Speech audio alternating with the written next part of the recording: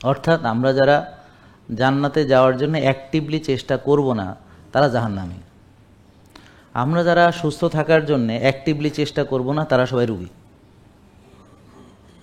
যারা আমরা ওষুধ মুক্ত থাকার জন্য আলাদা কোনো প্ল্যান করব না তারা সব ওষুধের ভিতরে একটার পর আর একটা ওষুধ, তারপর অপারেশন, এর ভিতর থেকে বেরোতে পারবো না।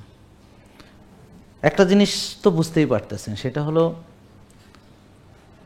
একটা সাজানো বাগান, ফুলের বাগান, তার যত্নের দরকার। একটা ফলের গাছ, তার যত্ন দরকার। অটোমেটিক্যালি ধান গাছ এমনি এমনি ধান হইয়া ভরে যায় না, কিন্তু জমি ফেলে রাখলে আগাছা অটোমেটিক জন্মায়।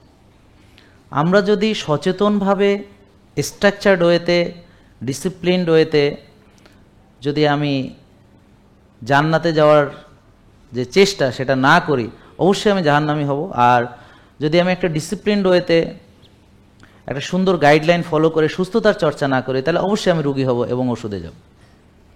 এই ব্যাপারটা একদম আগে পরিষ্কারভাবে বুঝতে হবে। এটা যদি মাথায় ঢুকে তাহলে বুঝবেন যে ওষুধ আপনাকে কোথায় নেবে। তো যেখানে আমরা সবসময় ওষুধের বিরুদ্ধে বা আপনাকে ওষুধ থেকে বাঁচানোর চেষ্টা করি, তাহলে আপনারা যখন মনে করবেন যে আমি আপনাদেরকে ওষুধ খাওয়াতে ওষুধের বিজ্ঞাপন দেই, এই ওষুধ খেলে এই হবে, ওই ওষুধ খেলে হবে, তাহলে এটা একটা জাস্ট নির্বুদ্ধিতা।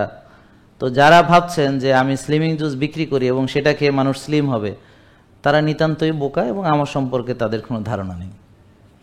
তো অলরেডি এখানে এসেছেন বেশ কিছু লোক, তারা অলরেডি এটা খেয়ে প্রতারিত হয়ে তারপর এখানে এসেছে।